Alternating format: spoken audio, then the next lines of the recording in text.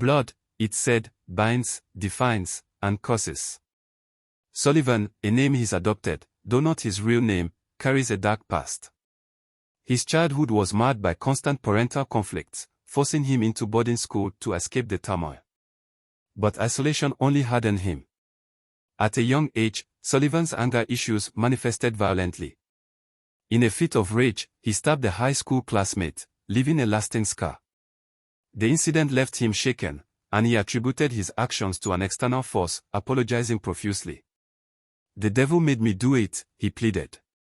Surprisingly, his classmate chose not to report the incident, sparing Sullivan from consequences. Now, Sullivan wishes he had faced punishment, hoping it might have altered his troubled path. After completing secondary school, Sullivan secured admission into Lagos State University to study marketing. It was a moment of triumph, considering the numerous times he had taken the Joint Admissions and Matriculation Board (JAMB) exam before finally gaining admission. Sullivan's mother was overjoyed, and her radiant expression remains etched in his memory. Seeing her firstborn become an undergraduate filled her with pride. However, Sullivan wasn't one to form connections easily. Adapting to the university's diverse cultural and social landscape proved challenging. He took time to warm up to his new surroundings, but when he finally began to blend in, he found himself drawn to the wrong crowd. Sullivan arrived at school early on a Monday morning, but instead of heading to his department, he settled under a tree in front of his faculty. Lost in thought, he reflected on his life. A frail-looking man approached him, sitting down beside Sullivan. "What are you doing sitting alone under my tree?" he asked with an air of ownership. Sullivan, thinking it was a joke, smiled and replied, "The tree belongs to me now." But the man's expression turned chilling. He stood up, locked eyes with Sullivan, and uttered, "You're a dead man walking." Then, he walked away. Sullivan's smile faded, replaced by fear. He quickly gathered his books and rushed to his department. That eerie encounter left Sullivan convinced that the man was a cultist. He had heard terrifying stories about their ruthless tactics. His mother's repeated warnings and pleas to steer clear of trouble echoed in his mind. Sullivan knew he had narrowly escaped potential danger. Sullivan hastened to the departmental president's office to report the unsettling encounter. During freshman orientation, the president had urged students to report any issues, and Sullivan took his words to heart. Upon arrival, Sullivan found the office locked, so he waited patiently outside. 2 hours passed before the president arrived. Finally, Sullivan shared the morning's events, expecting concern and guidance. Instead, the president dismissed his worries with a smile, advising him not to miss lectures. As Sullivan turned to leave, the president asked for a description of the mysterious man. Sullivan obliged, and the president's expression transformed from nonchalance to alarm. "Come back and sit down," the president said, his tone now serious. "Tell me exactly what happened again." Sullivan replayed the events, sensing growing unease. The president's demeanor had shifted from indifference to gravity. "Listen carefully, Sullivan," the president said, his eyes locked on his. "The man you cross paths with is called Level. When Level says you're a dead man walking, it's not a threat, it's a guarantee. You're in grave danger." The president's words sent a chill down Sullivan's spine, confirming his worst fears. The departmental president swiftly gathered his executive committee members in school, seeking their attention with an urgent tone. Once assembled, Sullivan was asked to recount the morning's events again. After his recollection, the room fell silent, faces etched with concern and skepticism. Some questioned the authenticity of Sullivan's story, suggesting he must have provoked Level to warrant such a deadly declaration. Sullivan vehemently denied any wrongdoing, reaffirming his initial account.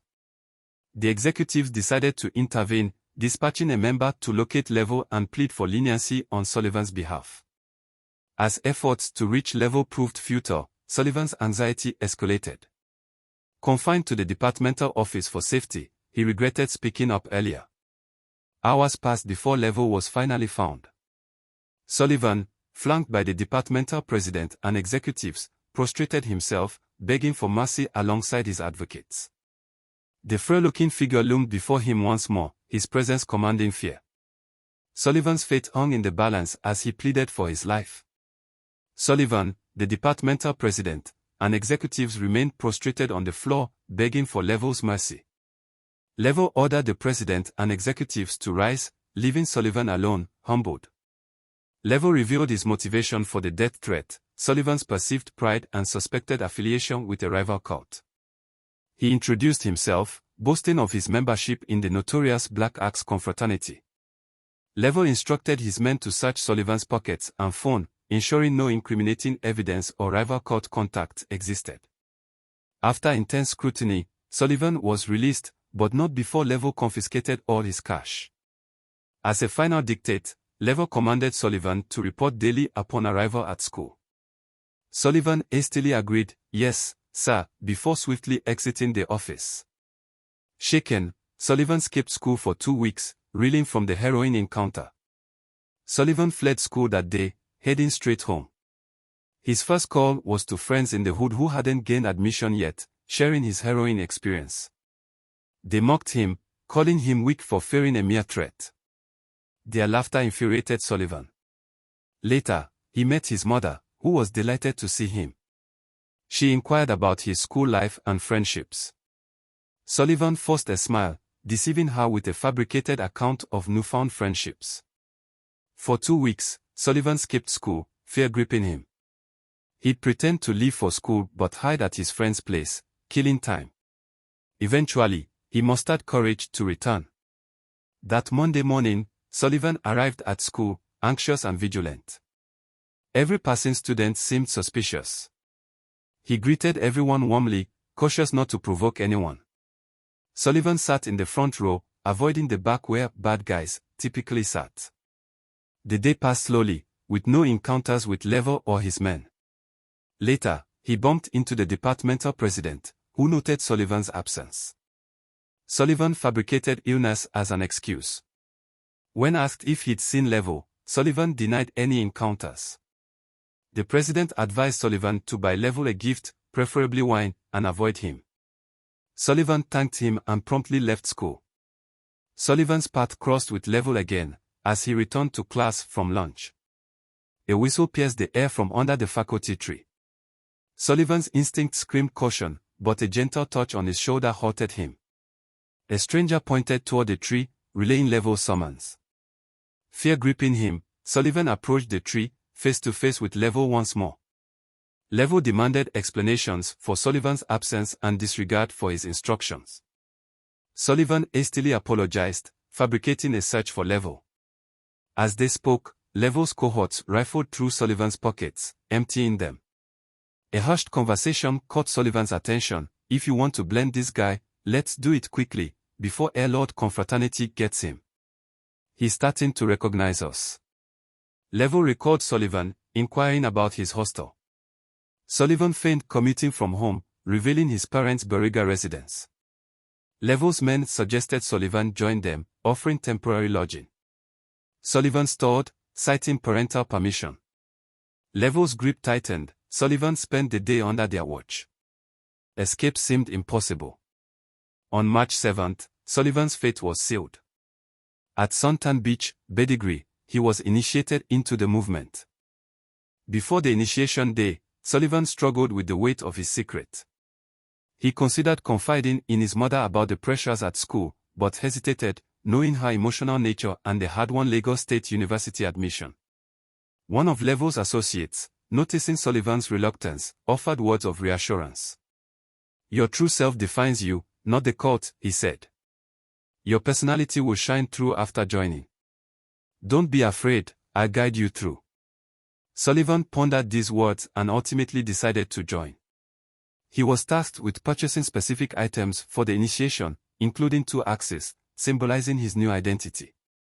On that fateful Friday night, Sullivan boarded a bus with fellow recruits, bound for Beddigri Beach. The convoy, including another bus and cars, carried Level's entourage. As the bus departed, Sullivan's tears flowed, foreshadowing the anguish to come. That night, Sullivan's world would change forever. Sullivan and the other recruits arrived at Suntan Beach, the darkness shrouding the exact time. Confined to the bus, they anxiously awaited their fate. 30 minutes passed before they were ordered to disembark and form a single fire line, holding on to each other.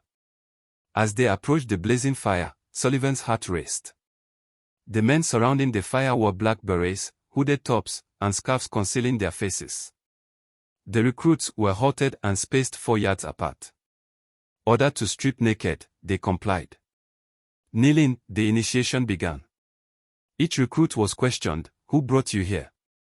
Those hesitating or mentioning names were brutally beaten with sticks.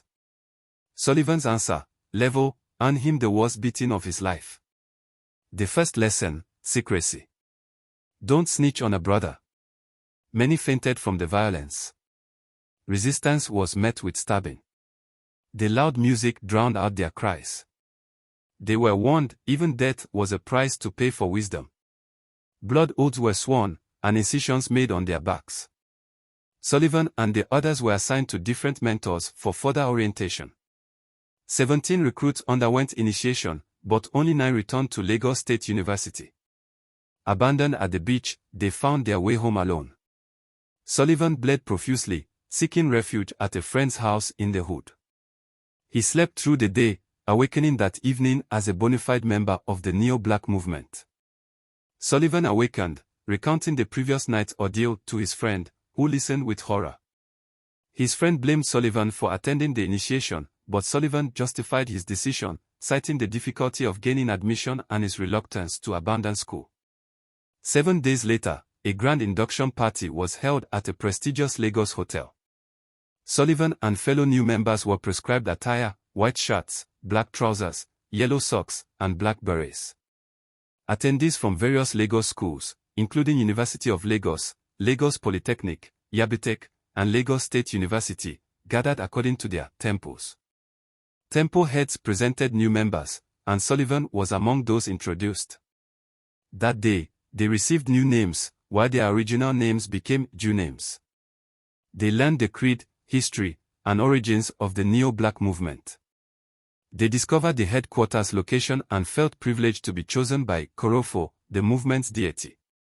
The movement's philosophy resonated with Sullivan. Fighting oppression was their noble goal. The creed echoed in his mind. Whenever there's a cry of oppression, Neo-Blackism begins. Sullivan purchased books and tapes to deepen his understanding of the movement. Surrounded by esteemed members, he felt proud to belong. As the event concluded, Sullivan departed with newfound camaraderie, embracing his transformation as a Neo-Black movement member. Sullivan's axe orientation began with learning his tempo's name, other tempos across the state and country, and the intricate greeting and handshake rituals. The number 7 was emphasized as an identity and freedom symbol. The Black Axe's deity was revered as protective, while forgiveness was deemed a sin. Revenge was paramount. The Elord fraternity was designated as their arch-nemesis, with instructions to eliminate them at any opportunity. In the temple, Sullivan saw images of revered Black Axe members, past and present, alongside rival fraternity members' pictures and skulls. He was advised to use sanctioned native doctors for charms and cautioned against solo walks on or off campus. Carrying bags with small axes and, for those who could afford it, pistols, with readily available bullets, was mandatory. Ruthlessness and mercilessness were ingrained.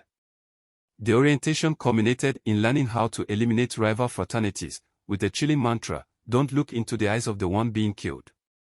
Their ultimate goal was Uhuru. With orientation complete, assignments were distributed. Sullivan's task was particularly daunting. The new initiates, including Sullivan, received assignments witnessed by all, but each person was responsible for their specific task. Sullivan's mission was to locate Chibuza, a notorious Elord member already marked for elimination. Level chose Sullivan for this task due to his unfamiliarity with the underworld and the need to prove his ruthlessness. Chibuza, not a Lagos State University student, had bragged about killing Black Axe members and controlled areas like Agboroko, IBA Estate, and Adof. Sullivan's objective was to track Chibuza, gather information on his residence, associates, habits, and vulnerabilities. As a new face and expendable asset, Sullivan took on this high-risk mission. Chibuza, an Igbo-speaking Yoruba-fluent individual, was notorious for his violence and intimidation. He resided in Agboroko, near Lagos State University, and moved with a large squad. Sullivan observed Chibuza's love for smoking, drinking, and harassing others. For a month, Sullivan trailed Chibuza, carefully avoiding eye contact. He noticed Chibuza's frequent smiling and studied his routine, which wasn't difficult due to his regular presence at local joints. Although Chibuza had noticed Sullivan several times, he underestimated him, likely due to Sullivan's youthful appearance.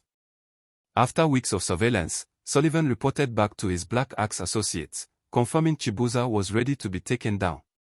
Sullivan completed his assignment, reporting Chibuza's movements and potential weaknesses to the Black Axe Brotherhood. He warned of possible strong voodoo protection, making shooting Chibuza challenging. His men smiled, saying, "Watch and learn." Unbeknownst to Sullivan, the Brotherhood had been monitoring him, assessing his reliability and intel. After reviewing his findings, they asked him to choose the best day and time for the hit. Sullivan was taken aback, realizing this was his test. With hesitation, he chose Saturday, considering school and his reluctance to kill on a Sunday. The Brotherhood praised his ruggedness, leaving Sullivan sleepless and anxious. Fellow members suggested weed and alcohol to boost his morale, but the temporary reprieve didn't quell his doubts. Thoughts of escape crossed his mind, but he was reassured he wouldn't lead the squad. Instead, Sullivan was instructed to observe Chibuza on Friday night, track his Saturday morning movements, and make the call when ready. He stayed with a classmate and monitored Chibuza's activities. As expected, Chibuza arrived at Ashomo's place, accompanied by 5 men. Sullivan alerted his team, providing crucial information, location, numbers, and potential firearms. With his men en route on a bike, Sullivan watched Chibuza laugh with his associates, knowing it would be his last moment alive. Minutes after Sullivan's call, Chibuza received a phone call, hastily exiting Ashomo's store with his men. Sullivan alerted his team, advising retreat, but they insisted he track Chibuza. Sullivan kept his distance, fearing detection. His men arrived, asking for Chibuza's location. Sullivan provided the information, but lost sight of Chibuza. Gunshots echoed through the streets, sending people fleeing. Sullivan followed the sound, witnessing his men stabbing one of Chibuza's associates with axes. Chibuza had escaped with a bullet wound, but his men were not so lucky. Sullivan's men scolded him for letting Chibuza escape. Handed an axe, Sullivan was instructed to finish the wounded man. Despite initial reluctance, he struck the man's leg, then, under pressure, his head. The gruesome act left Sullivan traumatized, with blood-soaked clothes and haunting memories. His men criticized his technique, disappointed in the messy outcome. The group fled through Igboeleren, hiding axes in bags, unmolested by the deserted streets.